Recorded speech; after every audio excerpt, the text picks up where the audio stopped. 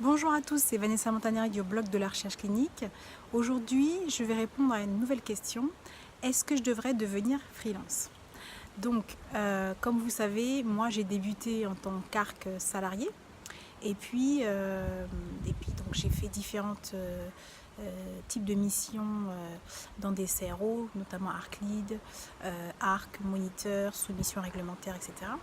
Et puis, ce qui s'est passé, c'est que quand j'ai eu mon premier enfant, j'ai décidé de devenir freelance. J'avais en fait l'objectif, c'était de pouvoir concilier vie familiale et vie professionnelle. Je me disais que je pourrais travailler moins en étant freelance, en gagnant plus. Et je pensais que ça aurait été un peu plus simple. Je voudrais vous dire que si vous avez envie d'être freelance, euh, il ne faut pas le faire en espérant fuir quelque chose. Si votre objectif c'est fuir, je ne sais pas, fuir des collègues, fuir une mauvaise ambiance, si l'objectif est de fuir quelque chose, c'est non. Si votre objectif c'est d'être plus libre, oui, mais en fait, quand on est freelance, on est plus libre. En effet, on est plus libre de choisir ses clients, on est libre de son emploi du temps, mais en réalité, on n'est pas si libre que ça. Pourquoi je dis qu'on n'est pas si libre que ça? Parce que on a souvent un stress, comme une épée Damoclès en fait au-dessus de la tête, en se disant oui, mais si j'accepte pas cette mission, est-ce que je vais en trouver une autre? On a la peur, en fait, on a un petit peu la peur de manquer. Et on peut arriver en fait dans des petites dérives où on va avoir tendance à prendre trop de travail et on va se retrouver peut-être encore plus chargé que quelqu'un qui serait salarié. Donc pour être freelance, il faut avoir quand même une bonne maîtrise de soi-même pour pouvoir gérer plus facilement tout ce qui est stress financier. Même si il y a des missions, il peut y avoir ce stress. En plus, il faut aussi avoir de bonnes capacités, on va dire commerciales, des bonnes capacités de communication pour pouvoir se vendre et trouver de manière régulière de nouvelles missions. Il faut savoir qu'entre deux missions, il peut y avoir un espace de un mois et demi avant de pouvoir retrouver une nouvelle mission si vous êtes un bon commercial, on va dire. Et ça peut être plus long pour certaines personnes.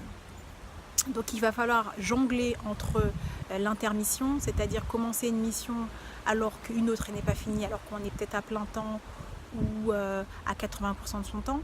Donc ce sont des périodes qui ne sont pas forcément difficiles et contrairement à ce qu'on croit, ça peut être freelance n'est pas forcément synonyme d'un équilibre vie personnelle et vie professionnelle. Donc là, je vous donne les aspects plutôt négatifs de l'histoire. Mais cependant, il y a beaucoup d'aspects positifs dans le sens où on est vraiment quand même libre de ses décisions, libre de ses choix et libre aussi de ses tarifs. Être freelance, ça permet également d'augmenter son salaire, voire de le faire doubler. Donc c'est quand même assez plaisant et positif. Et finalement, si on s'organise bien, on peut travailler moins en réalité. Donc, si la question est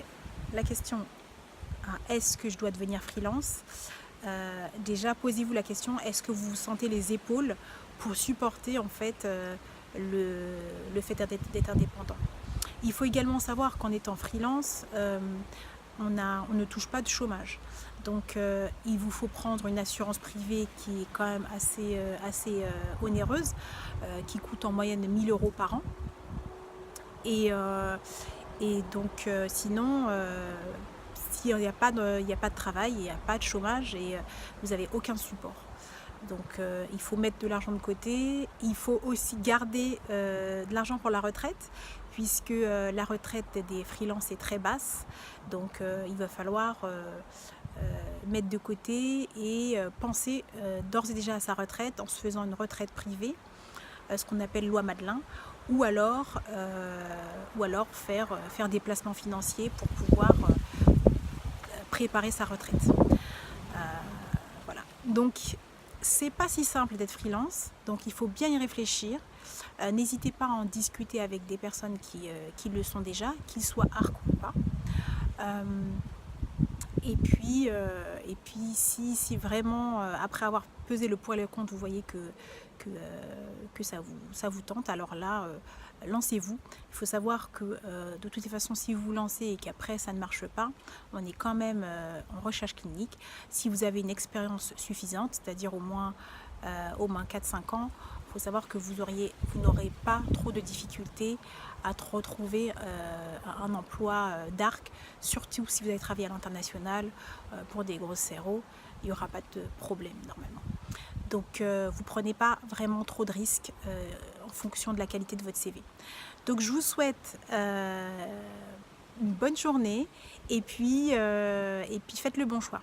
Au revoir.